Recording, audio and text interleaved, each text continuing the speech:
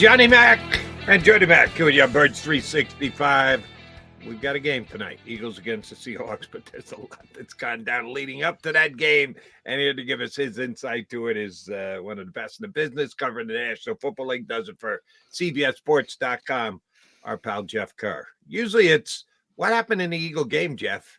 Tonight, it's not even what's going to happen in the Eagle game tonight. It's what are the Eagles doing? John used the word in the first segment. I certainly concur. This smells of panic.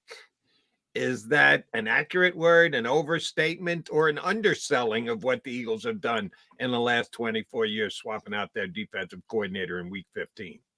Yeah, if you would have asked me about 12:30 yesterday, Jody, I think I would have agreed with you. And it does smell like a sense of panic, because it is. And then when I look up numbers and I'm writing about how bad Sean Desai's been this year, and I just happen to start with week 8, and they're dead last in pretty much everything but points per game, and they're 31st in giving up 30 points per game. Is it a panic move or is it the right move? It might be both.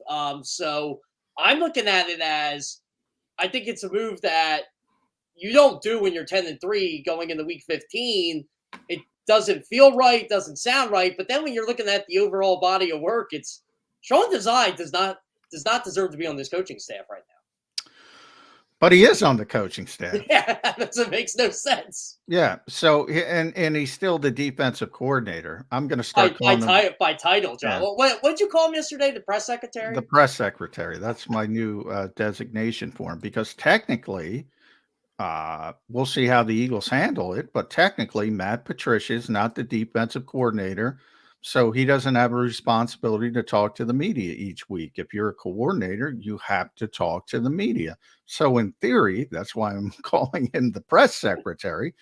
Matt Patricia will continue to not talk to us, and Sean Desai, who has no power whatsoever, will talk to us. That's why, hence the press secretary. But and that's the point. And you're right. But here's the thing, Jeff. We talked about this.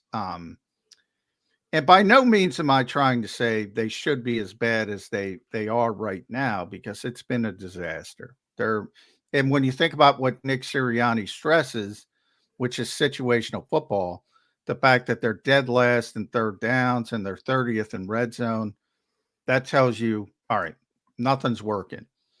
However, if you want to be realistic about it, again, when this schedule came out, we all talked about this gauntlet. And it has been a gauntlet, and it ends tonight. You could argue it ended last week. We'll see how Seattle performs. And they struggled mightily against some really good offensive teams, starting with San Francisco. I apologize to San Francisco. And some really good offensive teams. And Dallas, people are going to say, look what they did, Buffalo. Well, yeah, they averaged 40 points a game at home. The Eagles played them at AT&T Stadium, not in the crappy weather of Western New York. So I feel like the context, what I'm trying to say, is missed in everything. And it is baked in. It is literally baked in that this defense will be better. If Matt Patricia's running it, Sean Desai's running it, Jeff Kerr's running it, Jody Mack's running it, it's going to be better over the final month of the season.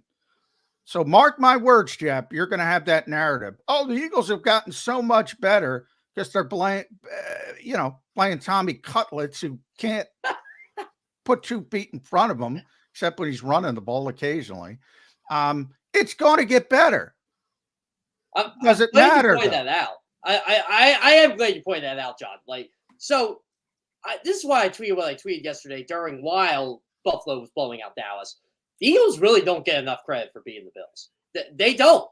They played them on 6 days rest. They were down 10 points. Jalen Hurts willed that team back to a victory. They beat the Chiefs in Kansas City. You're right. It takes a toll on you. Oh, by the way, before the bye week, they survived Dallas. Dallas could have easily won that game. They made mistakes and didn't. But you're right. By the way, they also played the 49ers on 10 days rest, and they played the Cowboys on 10 days rest. They're not going to get 10 days rest on the play. Maybe San Fran will because of all the bye week. But actually, no, because if the Eagles are a 2 seed, then they'll play them on regular rest. So, and this defense is going to get better just by merit. If it's Drew Lock tonight, this defense is going to look amazing, and we're all going to say, look how great they are with Matt Patricia. Not me. Not me. Well, and I disagree with both of you. If you think this defense is going to look amazing tonight just because of the opposition, they got talent. They got players. Drew Lock isn't as good as neither Geno Smith or Drew Lock or franchise quarterbacks, but Lock actually moved the ball against San Francisco last week, filling in for Geno Smith. I got news for you. CJ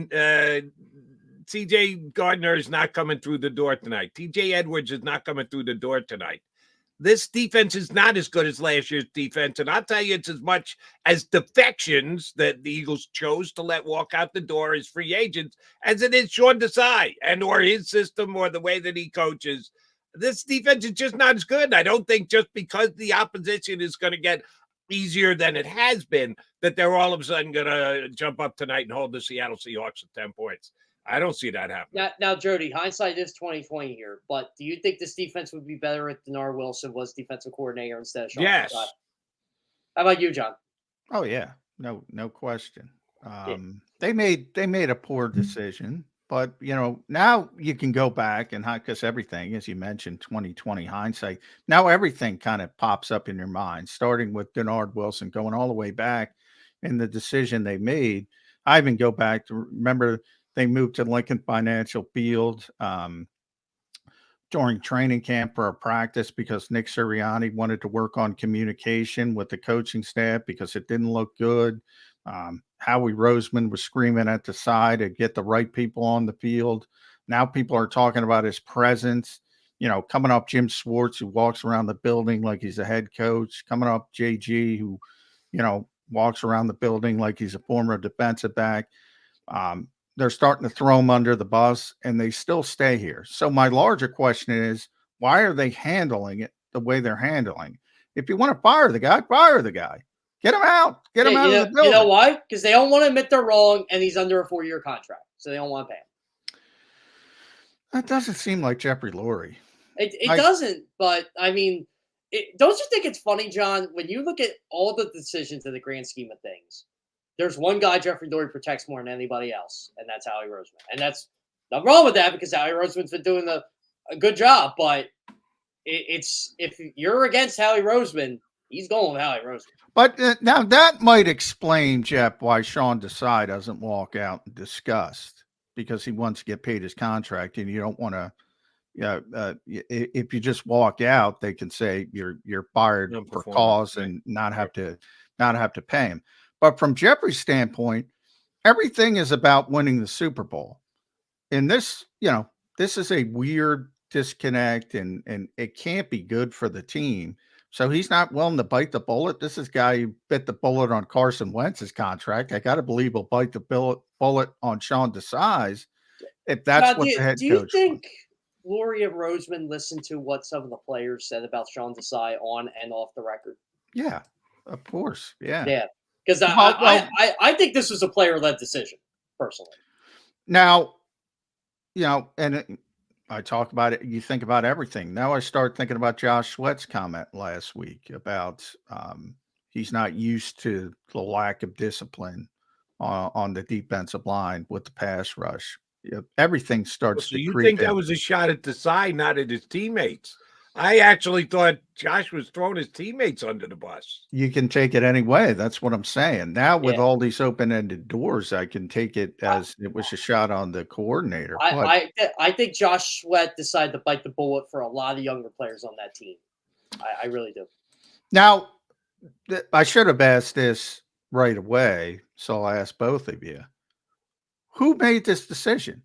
Was it Nick Sirianni, Jeffrey Lurie, Howie Roseman? Howie Who Roseman. do you think made this decision? Howie Roseman made that decision. And I think they made that decision after Nick defended Sean Desai on Tuesday. I think they went back and – because remember, they had an extra day to prepare. So who knows what went on that Wednesday. But I think they said, hey, Nick, we're going to make this change. We don't care what you just said. Remember, Doug Pearson did this with Mike Rowe. Mike Rowe. Well, that's what I brought up yesterday on Twitter. So is this Nick Sirianni's Mike Rowe? Where he just said, these freaking guys just embarrassed me. I just went out there and doubled down on Sean Desai, and they Mike Rowe'd me. Does this start the disconnect between the front office and Nick Sirianni. That's what happened with Doug. You know what I would say if I was Nick Sirianni, even if I got embarrassed by what I said to the media, you can call me a liar, whatever. Hey, I'm still getting paid. I'm still the head coach of the Philadelphia Eagles. Yeah, but these coaches are loyal to the guys under them. They really are. You don't have to look any further back than Doug Peterson and how loyal he was to the guys who were under him. And when he thinks they're being mistreated from above or he's having his hand forced, yeah, it can get contentious pretty quick. Here's how I'd answer your question, John, and you guys would have to answer a question for me. How much was Sirianni involved in hiring a Matt Patricia, do you think? I think he's hired every single assistant to this point. You think he was the driving force behind Patricia, not Howie? Yes. Yeah, I think he wanted a veteran coach in there on that defense, so I would go, yeah. Okay, then I'm not going to put this all on Howie's doorstep. That Sirianni must have been consulted and involved in this because I don't. If he wanted Patricia here, he had to know, because Nick's a pretty smart guy, that at some point this year there could be the day we announced that he's going to be looking over Sirianni's shoulder. He's going to be looking over the Desai's shoulder. You got a guy who's a Super Bowl coordinator. And by the way, we were right. He should have been looking over his shoulder. Right. We were right. We asked Sean Desai that throughout training camp. You know, what's it like having Matt Patricia there? And he was getting frustrated because at one point he said, "You guys ask me this every time." I remember that. Well, we're right. We turned out to be right, and we were asking it for a reason because one guy has far more experience and more success. And here we are today. But I will say from the overall standpoint, and this is not about Matt Patricia, not about Sean Desai, bring up every coach. There's a million cliches in around the NFL. One of them is it's the Jimmies and Joes. It's not the X's and O's. They don't have a ton of talent on the back end of this defense. I feel like way too many people think these are guys manipulating joysticks and all of a sudden everything's fixed. That's my biggest concern. Generally, when you do these types of things and everyone, well, look at Joe Brady in Buffalo coming off one game. Everybody's so overreactive with one game. It generally doesn't help that much. Is this going to help all that much? So on the Joe Brady thing, I'm glad you brought him up. Buffalo's using a lot more motion with Joe Brady, but you're right. The talent's there. I agree with you, John. I'm not seeing the talent. Look, Darius Slay's having a good year. He's right. People don't want to admit it. He's right. I know James Bradbury's not having a good year, and he's 30. Who's behind them? Daily Ringo, you're up. Wonderful. Josh Jobe, wonderful. Look, I'm not here to rip these guys because they're young players and they need time, but they're just not it. And Kevin Byard isn't what they thought he was going to be. Not yet. But maybe he will be as they start to play crappier teams. John, I agree with you, though. I think they should have played Sidney Brown early and from the get-go because I think the kid can play, and they got to see what he got, but they won't do it. And I think you guys are underselling Seattle coming in tonight and their offense. There's a drop-off from San Francisco, Buffalo, Dallas to Seattle. I'm surely going to acknowledge that, but they're not playing the Tommy Cutlet-led Giants just yet. They got 4 really talented wide receivers and 2 pretty damn good backs. I think the defense. They also have a really bad offensive line too. That's an evergreen statement with the Seahawks. It's amazing they can't fix their offensive line. How many tweets are we gonna get tonight, John? You got on social media. Wait, Jason Peters is on this line? Yeah, he's starting. All right, then let me ask you both this question because John and I have kind of disagreed on this one. We get it. The linebackers, number one, they should never let TJ Edwards walk out the door. They've been plugging guys in that they picked up off the street. They haven't committed any resources to it. The secondary, stone cold mess, except for Darius Slay. Oh, he's not playing tonight. So the rest of the secondary is very much in play. The defensive line has not played well this year, period. End of sentence, end of paragraph, end of story. But because the 7 guys behind him have been significantly worse, I think they're getting a free pass. Their defensive line was supposed to be the most dominant unit in the National Football League this year. I haven't seen that. If they've been doing it, they've been hiding it from me. How big is tonight's game for the defensive line, Jeff Kerr? You know what? I like how you point that out. I'm going to point this out, too, with this defense. This defense was built to have leads in the second half. How many leads in the second half have they had the last 6 weeks? Not many. So are the Cowboys, by the way, and you saw what happened to the Cowboys when they had to play from behind. Yeah, exactly. And on the road, I should add on that. But, yeah, I think it's huge for the defensive line tonight. I mean, Josh Sweat looks tired, and I think John, were you down there? You were down Dallas last week, right? I was not. Okay, yeah. Was it Ed? I didn't. One of you guys was down there. No, Ed didn't go either. Oh, so Martin went. Martin was there. Yeah. Because I remember reading some of the Josh Sweat transcript, and then I listened to it. It sounded like he was really tired. Hassan Reddick's still balling out, but they have no depth behind them.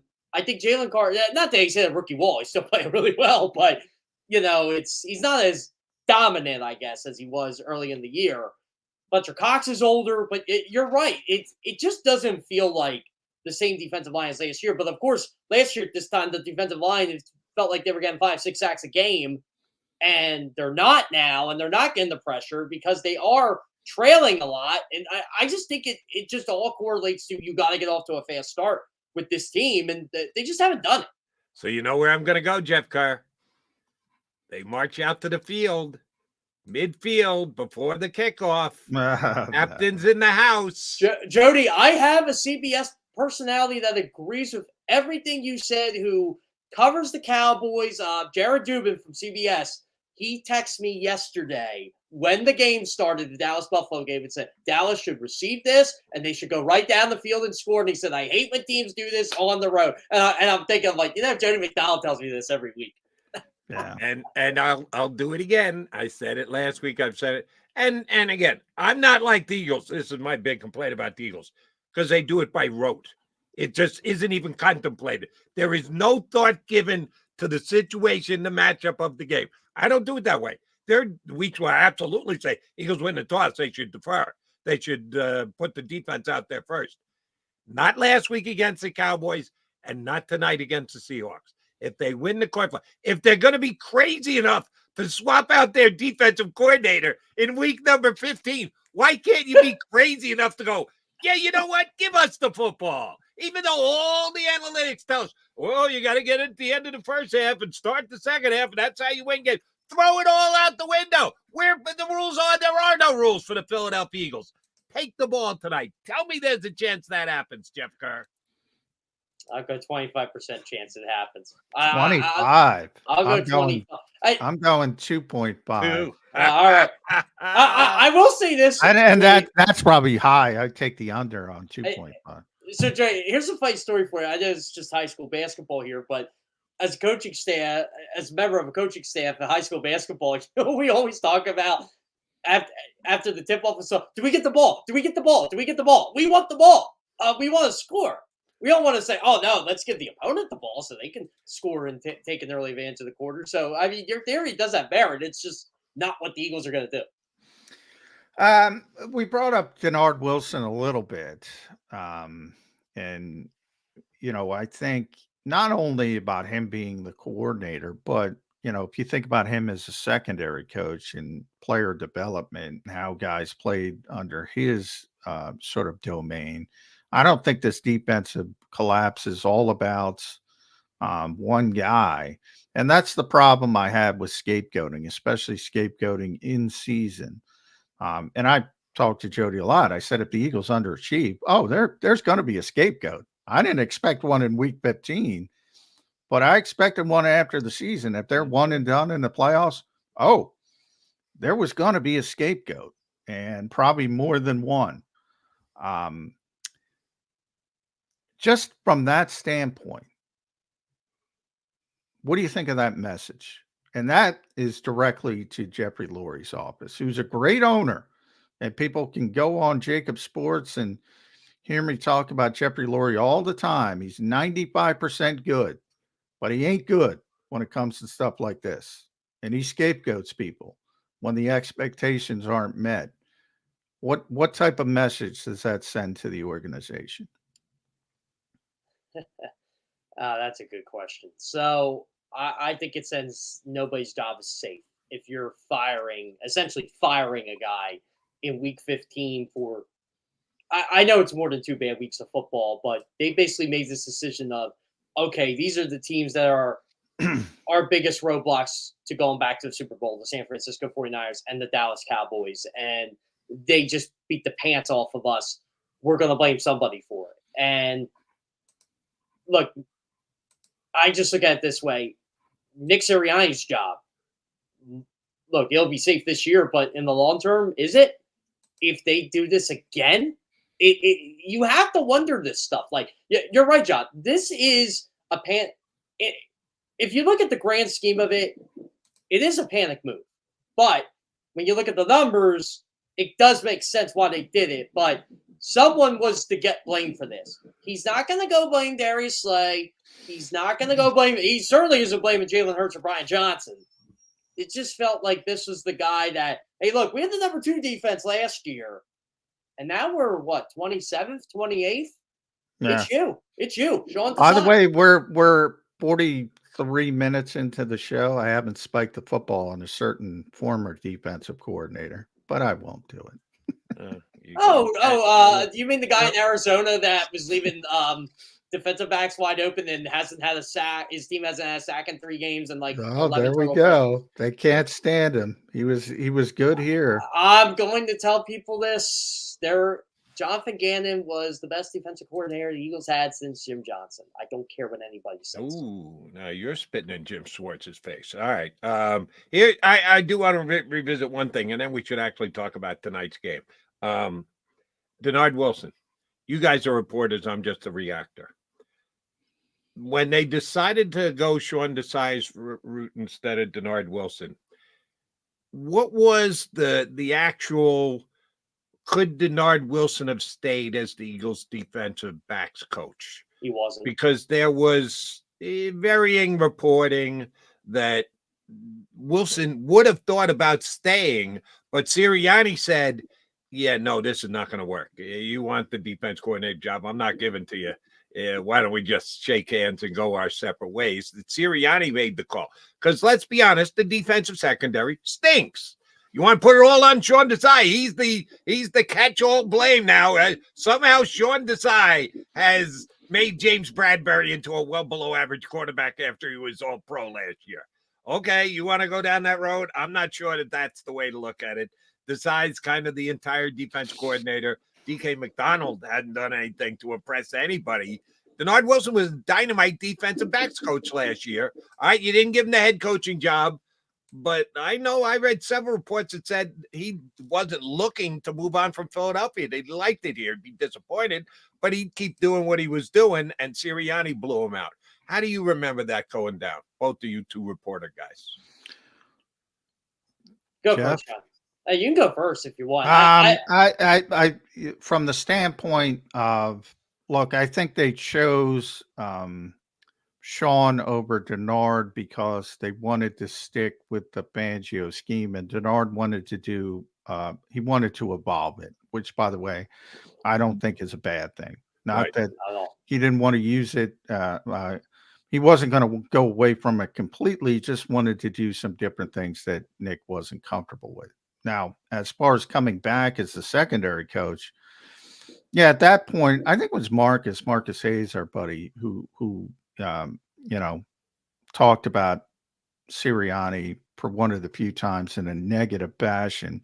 Yeah, my assumption is he didn't like I talk about it all the time with Josh McDaniels and Howie Roseman back, and then they would say, yeah, we're going to get along. And I think that the assumption was from Jeffrey Lurie, at some point these two are just going to blow up. And by the way, I think Jeffrey Lurie was right. I think that was Nick's assumption.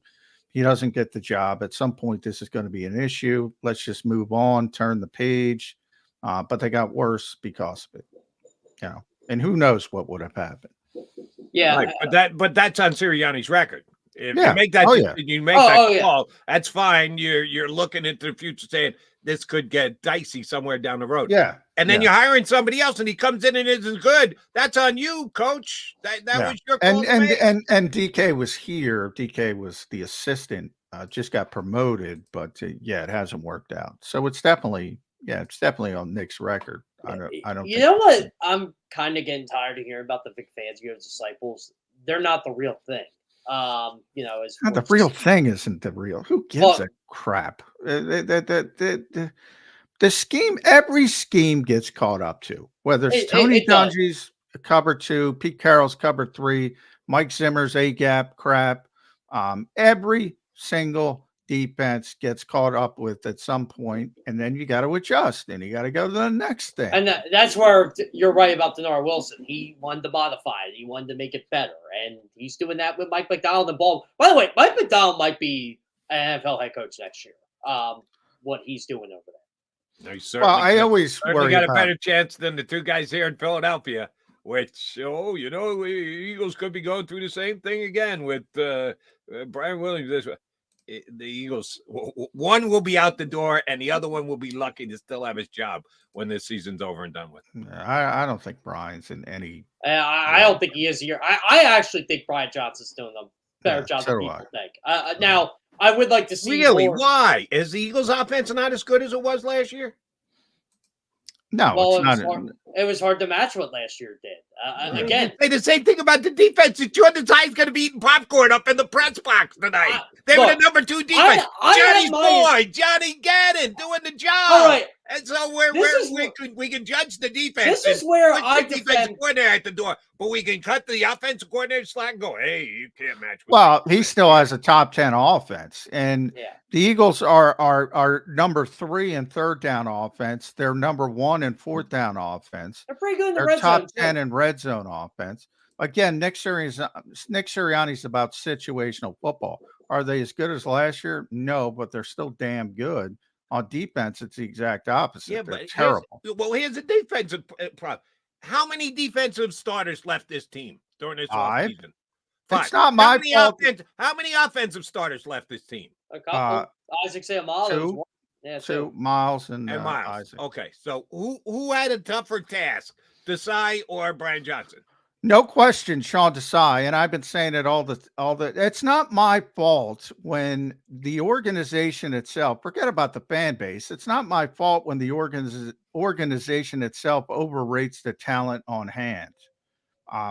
They overrated the talent on hand. They still do. They think Matt Patricia is going to be a magic fix. Not the organization. That's more the fan base, but they know they're up against it from a defensive standpoint.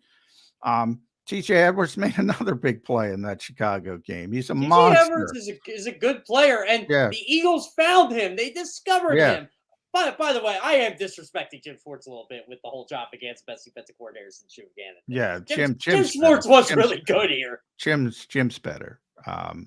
But Jim's a great coordinator. But the Browns might win the Super Bowl because of Jim Schwartz, and they have Joe Flacco quarterback. They're not. Not ready to go there just yet. Yeah. But it helps when you have Myles Garrett, who I saw in person. Boy, what a player! What a player, Myles Garrett. Perfect marriage. That whole team, that defense is just incredible. It's an incredible unit. But they should have tried to get and CJ's a pain in the what. But they should have tried to get him back and tried to work it out. And maybe they should have subscribed to their theory about over 30 players with at least one with Bradbury and Slay. Maybe bring one back, not the other. I feel like if Andy Reid was here, I don't think Darius Slay or James Bradbury are on this team. It's possible. But he, no doubt, Jody, to your point, he had a tougher road to hoe. But that ain't my fault. I mean, that ain't my fault that they overrated or underrated the talent that was here. Even Marcus Epps. Why let Marcus Epps? That was a very palatable contract. They could have paid Marcus Epps and not thought about it. The guy was an Iron Man. The guy who got paid more this offseason, Epps or Edwards? I think Epps by a little bit. Yeah. If Epps' number is that number, I'm going to let Epps walk out the door. But I'm keeping Edwards. Edwards is a difference maker. Epps is a solid role player. That was the bigger part. There was no chance if but they could Edwards, they could use that solid role player in that secondary right now. TJ got a little bit more. I did 2 years, $12 million. So $6 million a year for Marcus Epps. So TJ got 6.5. 6.5. Yeah. Both of them. They could have done both, is my point. And they didn't want to, and that's fine. But they made the decisions they made. And by the way, then if you want to make that decision and let Marcus Epps, it's not that big of a deal because you're right. He's not as good a player as TJ is, but he was solid for this team last year. Then go with Sidney Brown, your Red Star prospect that I've been talking about. Was he red? Was it Red Star or Gold Star? I can't remember what they call it. Red Star. That's their own designation. That basically is a little bit different than, it basically means he's everything they want on the field and off the field. So he's got all the off the field stuff as well. And they think so highly of this player, they won't put him out there. All right, let him learn on the job. And maybe that changes moving forward. But yeah, you can look, we had all given, and myself included, gave Howie Roseman a second consecutive Executive of the Year award. Well, you probably ain't going to win it now. Another position the Eagles really overvalued this year, and we've talked about it, but it's obviously been going on the back burner because of the whole defense thing, the running back position. They don't play Rashad Penny. They're not going to play Rashad Penny. They think Kenny Gainwell's the second coming of something. I don't know what. And Boston. Oh, here's my DeAndre Swift. Yeah. Go off on DeAndre Swift, Jeff. Well, DeAndre Swift isn't as productive for the Eagles as Miles Sanders was, so I'm just gonna I'm not saying he's better. No, I actually had an Eagles fan tell me on Twitter DeAndre Swift was better than James Cook, and I just laughed. No, he's not. Not after last night's game. You don't want to go there. But I've been saying since Tuesday, Jeff, this has to be a DeAndre Swift night. It has to be. Yeah, I agree with you. It has to be. They need to dedicate themselves to proving that they are still the Eagles, that they can take their offensive line, one of the best in the business, and just drive block it right down the Seattle Seahawks' throat. That's what, and this was before Jalen Hurts came up with a temperature of 101, 102, 103. Who the hell knows what he's got as far as sickness goes. Just run DeAndre Swift down the Seahawks' throats tonight. You know what upsets me about is Brian Johnson going to be smart enough to do that? That would be my question. You two Brian Johnson fans, who I think's doing a mediocre job at best as their offensive play caller this year. Is he going to be smart enough to hand the ball to RPO it if you want? Don't know how much Seattle's going to buy that, knowing Jalen's not 100%. But however you're going to get it to him, however you're going to give it to him, DeAndre Swift for 23 carries tonight. This is where my discontent comes with Brian Johnson. DeAndre Swift's a really good pass-catching back. Can they at least kind of set him up, or are we going to blame the quarterback for that? Because I feel like I'm blaming the quarterback for that. He doesn't like throwing it to the backs. He just doesn't like. It's not in his nature. By the time he gets to the back, he's going to do something else. He's either going to extend the play and look downfield to one of his big playmakers, or he's going to run the football himself. If you want to blame Brian Johnson for that, if you want the ball in DeAndre Swift's hand, it's got to be bubble screen. It's got to be wheel route. It's got to be designed for DeAndre Swift. It's not going to be dump off. He's not a dump off guy. And by the way, there's nothing wrong with that. He's a phenomenal quarterback, so people are going to get upset. He doesn't dump it off because he doesn't need to dump it off, because he doesn't need 6 yards, because he's probably getting 8 yards, or he's probably getting a bigger play down the field.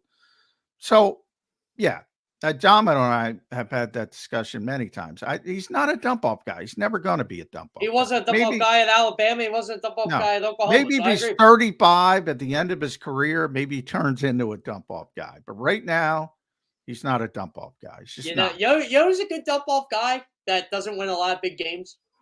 Dak Prescott. Yeah, well, he's coming off a bad game.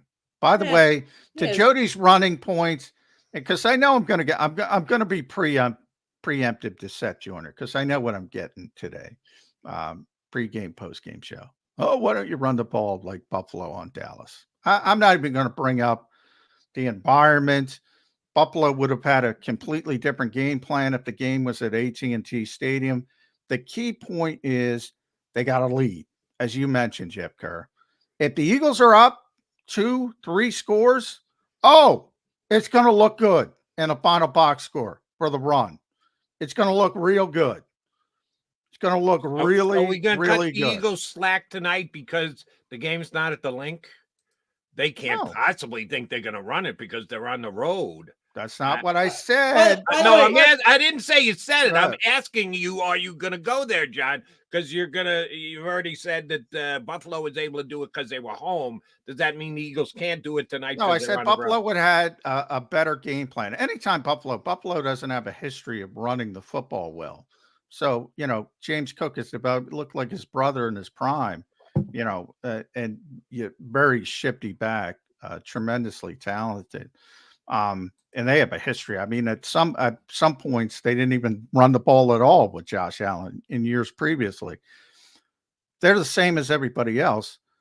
They run the football to get the lead. Dallas is the same way. Dallas wants to play from the league with all we just talked about, with all the light players they have on defense, with the 3 safety defense. And when they don't, it's pass the lead, run the win. Yeah. Nobody in this league has had more 200-yard rushing games than the Philadelphia Eagles in the Nick Sirianni era. And everybody in this stinking city thinks they don't run the ball. They don't run the ball when they don't have efficiency early running the ball. When they're losing, they don't run the ball. Fair. That's fair to point out. They don't come into a game saying, I don't want to run the ball. If they're not running the ball, it's because they're not efficient at it and they're losing.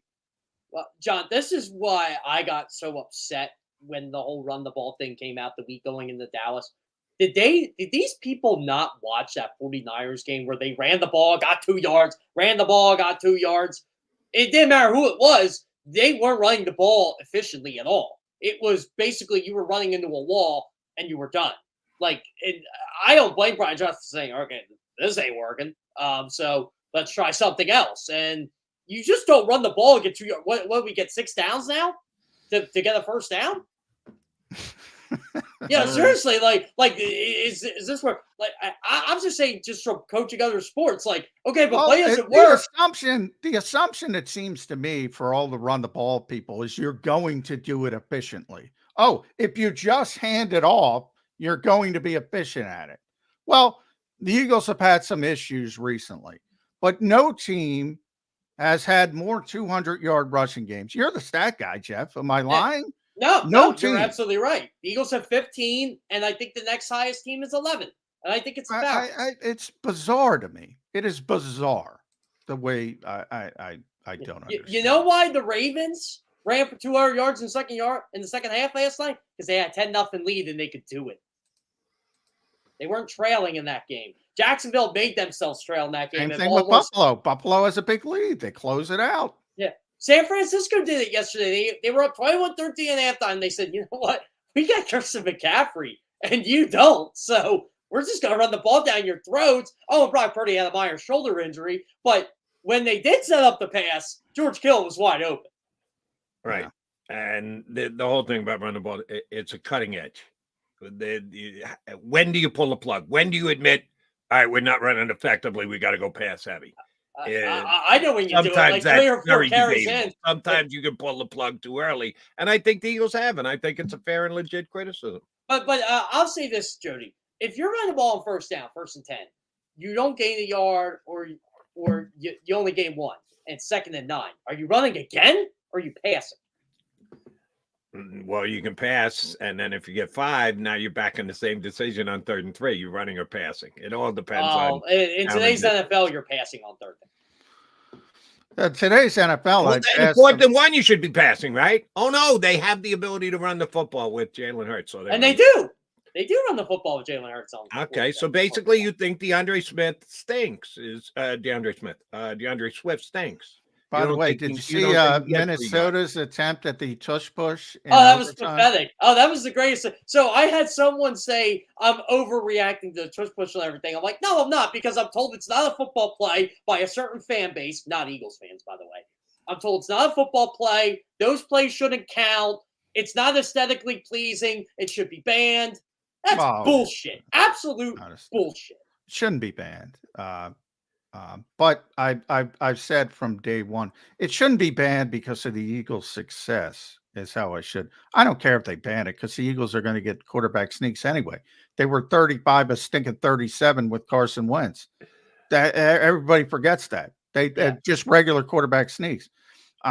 When your center's getting blown into the backfield 2 yards, hey, yeah, you stink at the quarterback sneak. When you use your smallest guy to push, you probably look at the head coach. What are you doing? You got a fullback. You're one of 5 teams that has a fullback. Maybe And let you're the using the fullback push. do it. Yeah. And I just like how the Bills pushed in Latavius Murray yesterday. Yeah. To score. Well, Josh Allen doesn't need it either. He doesn't.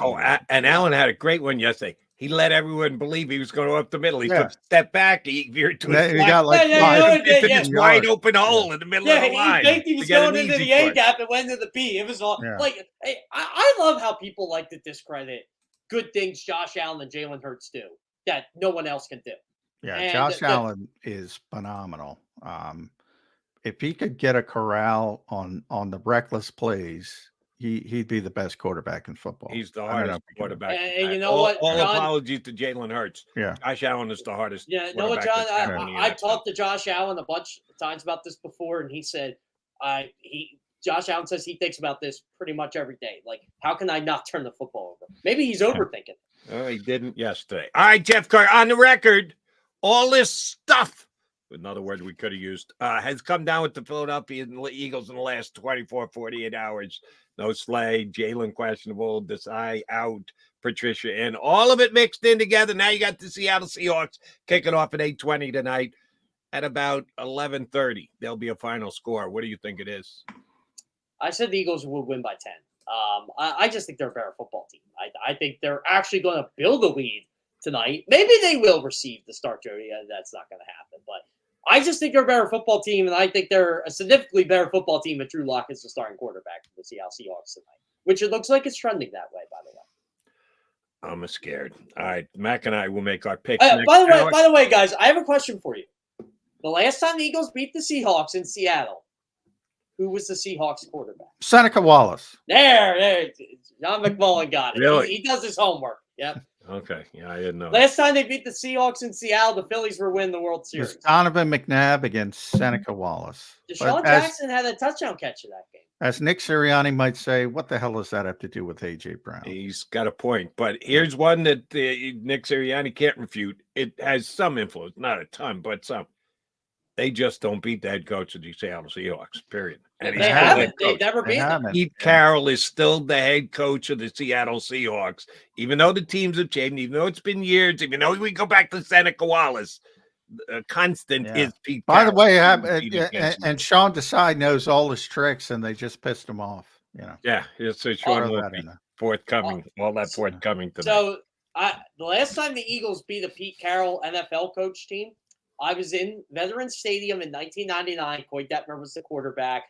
The Patriots fired Pete Carroll after the game and started the Bill Belichick era. Yeah. By the way, also long before the tush push, Pete Carroll created it with the Bush push of Matt Leinart. Yes. That's Reggie. Exactly right. All right. Always a pleasure, Jeff Kerr. Thank you very much for jumping in. We'll talk to you again next Monday. Sounds great, guys. Thanks for having me on. Thanks, Jeff Kerr here with us from CBSSports.com. The Bush push. Yes.